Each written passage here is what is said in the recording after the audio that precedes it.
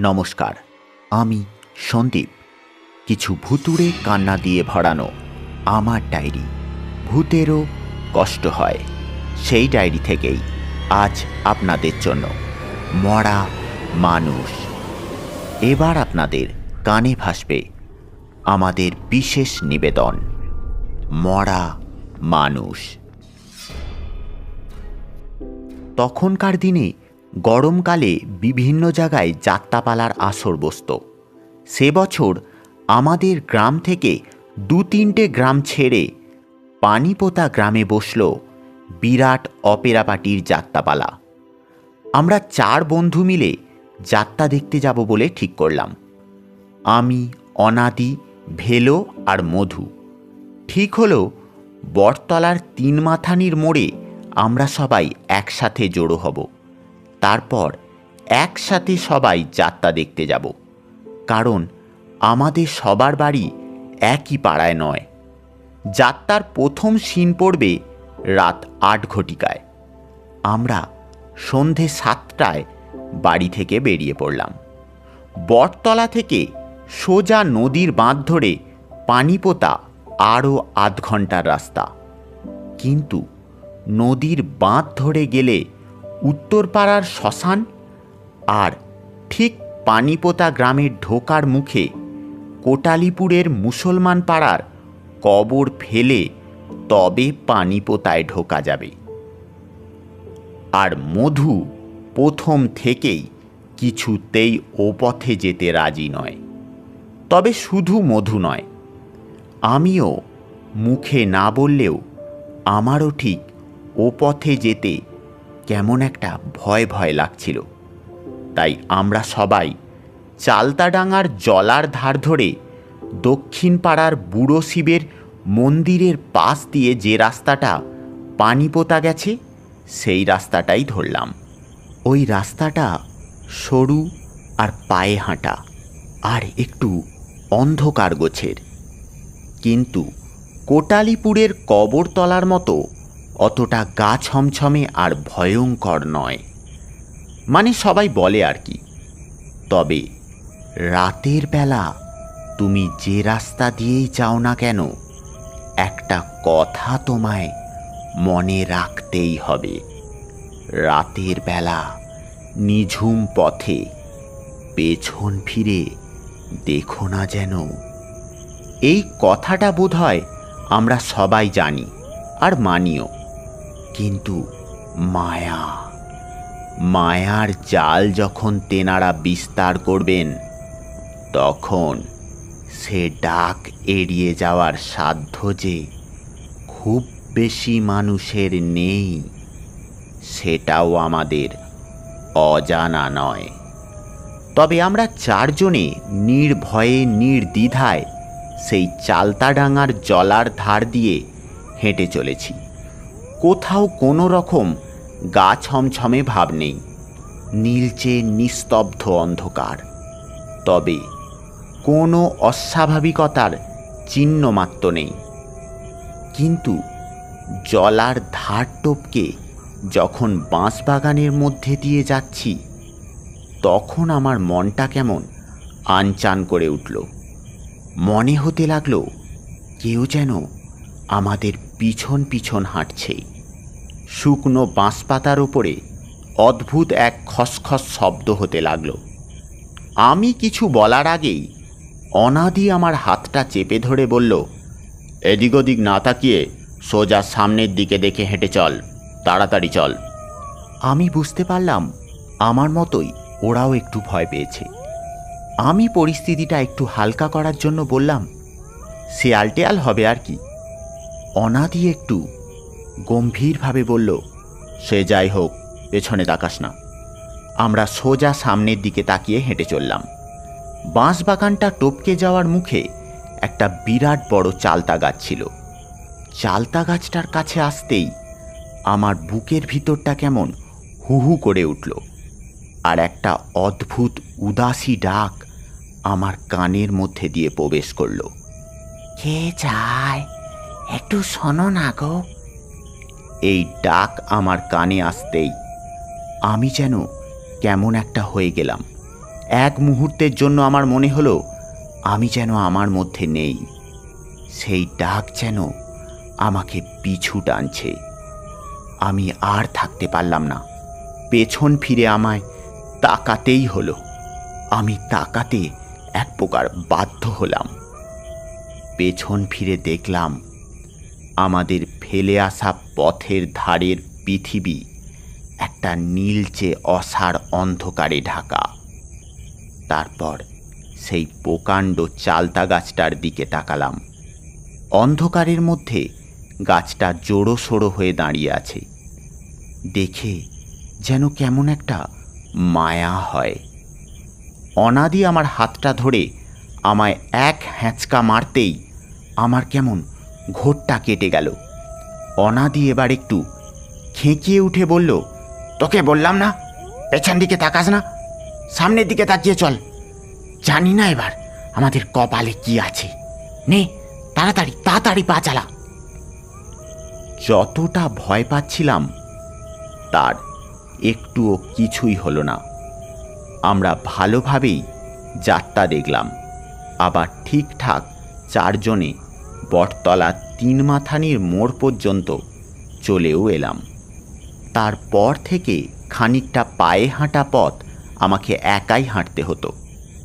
ওরা তিনজনে আমাকে এগিয়ে দেবে বলেছিল, কিন্তু একজন লোক যাচ্ছে দেখে আমি বললাম, না না আর এগোতে হবে না, ওই তো ওনার পেছন পেছন চলে যাব।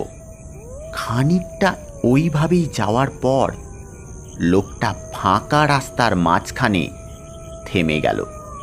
লোকটা থেমে যেতেই আমার বুকটা কেমন ধড়াস করে উঠল। তারপর লোকটা ভয়ে ভয়ে ধীরে ধীরে পেছন ফিরে তাকালো। তারপর কিছুটা পিছিয়ে একেবারে আমার কাছে এসে লোকটা আমায় জিজ্ঞাসা করলো, খোকা তুমি তুমি কোথায় যাবে গা? কথাগুলো শুনে আমার ধরে প্রাণ এলো। আমার মনে হলো লোকটা আর যাই পারি হোক খুব একটা ভয়ঙ্কর নয়, বরং মনে হলো লোকটাই যেন কেমন ভয় পেয়েছে। আমি একটু জোর গলায় বললাম, কেন? সে একটু আমতা আমতা করে বলল, মানে আমার আমার একটা কাজ করে দেবে গা খোকা। আমি একটু কৌতূহলী গলায় জিজ্ঞাসা করলাম, এত রাতে আবার কি কাজ বলো দেখি? সে একটু চুপ থেকে তারপর কাঁদো কাঁদো গলায় বলল, আমি না পথ হারিয়ে ফেলেছি, আর বাড়ি ফিরতে পারছি না, আমায় একটু বাড়ি পৌঁছে দেবে গা খোকা। ওই কথা শুনে আমি একটু অবাক হয়ে গেলাম। তারপর ভিতরে ভিতরে কেমন একটা রাগ হলো। মনে মনে ভাবলাম, এত বড় একটা দামড়া লোক বাড়ির পথ হারিয়ে ফেলেছে, লোকটা পাগল টাগল নাকি? তার পরক্ষণেই যখন মনে হলো এর মতলব ঠিক ভালো ঠেকছে না। লোকটা কে, কি চায় ও? এটা ভাবতেই বুকের ভিতরটা ভয়ে শুকিয়ে গেল।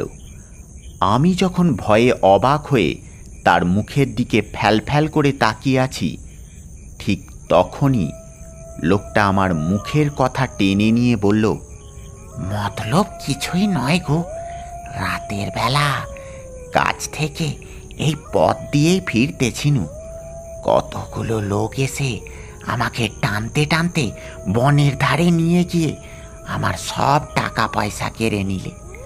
তারপর তারপর একটা ডান্ডা দিয়ে আমার মাথায় মারল। আমি সঙ্গে সঙ্গে অজ্ঞান হয়ে যাই। এই কথা বলেই লোকটা সামনের দিকে ঝুঁকে মাথাটা নামিয়ে আমায় দেখালো। দেখলাম সত্যিই কেউ ডান্ডা দিয়ে মেরে তার মাথাটা ফাটিয়ে দিয়েছে, আর কাটা জায়গাটার ধারে ধারে চাপ চাপ কাঁচা রক্ত জমে আছে। এবার আমার ওর কথা একটু একটু বিশ্বাস হতে শুরু করেছে। আমি বললাম, আপনার বাড়ি কোথায়, আপনার নামই বা কি? তিনি শুধু মাথাটা নেড়ে হতাশভাবে বললেন, জানি না, আমি কিচ্ছু জানি না, কিছুই আমার মনে পড়ছে না। অনেক অনেক মনে করার চেষ্টা করেছি, কিন্তু কিছুই মনে করতে পারছি না। আমি চাঁদের আলোয় দেখলাম তার চোখের কোণ দুটো জলে চিকচিক করছে। লোকটার জন্য আমার খুব মায়া হলো। মনে মনে প্রতিজ্ঞা করলাম লোকটাকে বাড়ি পৌঁছে দিতেই হবে। তারপর লোকটা আমায় সেই প্রকাণ্ড চালতা গাছটার গোড়ায় নিয়ে গেল, যেখানে নাকি সেই ঘটনাটা ঘটেছিল। লোকটা বলল, আমার কাছে একটা একটা কাজের পকেট ডায়েরি ছিল, যেটা একটা চিক কাগজে আমি মুড়ে রাখতাম, যাতে ঝড় জলে ভিজে না যায়। ওতে ওতে আমার নাম ঠিকানা লেখা আছে। ডায়েরিটা নয়, এই আমার এই পকেটেই ছিল। এখন আর খুঁজে পাচ্ছি না। ডায়েরিটা দুজনে মিলে খুঁজতে লাগলাম। অনেক খোঁজার পরও যখন খুঁজে পেলাম না, তখন দেখলাম লোকটা গাছের গোড়ায় ধপ করে বসে পড়ল। তারপর বলল, অনেক অনেক রাত হলো, তুমি চলে যাও খোকা, তুমি বাড়ি চলে যাও। বাড়ির লোক চিন্তা করবে। আমি জানি বাড়ি না ফিরতে পারলে কত কষ্ট হয়। অত বড় লোকটাকে হারিয়ে যাওয়া বাচ্চা ছেলের মতো কাঁদতে দেখে আমারও কেমন কান্না পেয়ে গেল। আমায় যেন একটা জেদ পেয়ে বসেছে, বাড়ি ওকে ফেরাতেই হবে। আমি মরিয়াভাবে বললাম, আপনার কিচ্ছু মনে নেই? লোকটা কিছুক্ষণ চুপ থেকে তারপর ডোবার দিকে আঙুল দিয়ে ইশারা করে বলল, আমার আমার একটু একটু মনে আছে। ওরা ওরা ওই ডোবার ধারে কিছু একটা করছিল। মনে হয় ওরা আমার ডায়েরি, ব্যাগপত্তর সব সব ওখানে লুকিয়ে দিয়েছে। মনে হয় পুঁতে দিয়েছে। সঙ্গে সঙ্গে আমি সময় নষ্ট না করে ডোবার ধারে নামলাম। একটা শক্ত গাছের ডাল দিয়ে ডোবার ধারে নরম মাটি খুঁড়তে লাগলাম। কিছুটা খুঁড়তেই একটা অদ্ভুত জিনিস বেরিয়ে এলো। প্রথমে আমি ঠিক বুঝতে পারলাম না। তারপর হাত দিয়ে কাদামাটি সরাতেই আমি অবাক হয়ে গেলাম। ওরে বাবারে, এটা কি রে? আমার চিৎকার শুনেই লোকটা ডোবার কাছে এগিয়ে এসে মাটিতে বসে ভালো করে ঝুঁকে পড়ে দেখল মাটিতে পোতা আছে একটা কঙ্কাল। কিন্তু লোকটা কঙ্কালটা দেখে যত না ভয় পেয়েছিল, তার থেকে বেশি ভয় পেয়েছিল আর একটা জিনিস দেখে। লোকটা জোরে জোরে চিৎকার করে উঠল, ওটা কি? ওহো, ওটা কি? এবার আমি একটু ধাতস্থ হয়ে এগিয়ে গেলাম। দেখলাম লোকটা কঙ্কালটার আঙুলের দিকে ইশারা করে কি একটা দেখাচ্ছে। দেখলাম কঙ্কালটার হাতে একটা আংটি। আমি বললাম, ওটা তো একটা আংটি। এবার লোকটা বলল, কিন্তু কিন্তু ওটা তো আমার আংটি। ওর হাতে গেল কি করে? ওর হাতে ওই আংটি গেল কি করে? তবে কি আমি আর? সব কিছু দেখে বুঝে আমার শরীরটা কেমন অবশ হয়ে এলো। চোখের সামনে অন্ধকার ঘনিয়ে এলো। যখন আমার জ্ঞান ফিরল, দেখলাম লোকটা আমার পাশেই বসে আছে। আমি উঠতেই লোকটা হাত জোড়ো করে ধরা গলায় বলল, ভয় পেও না, তোমার কোনো ক্ষতি করব না। এতদিন আমি ভাবতাম আমি বেঁচে আছি, তাই বাড়ি ফেরার জন্য ছটপট করেছি, কিন্তু আর ফিরতে চাই না। আমি আর ফিরতে চাই না, কারণ মানুষ অপেক্ষা করে জ্যান্ত মানুষের, মরা মানুষের নয়।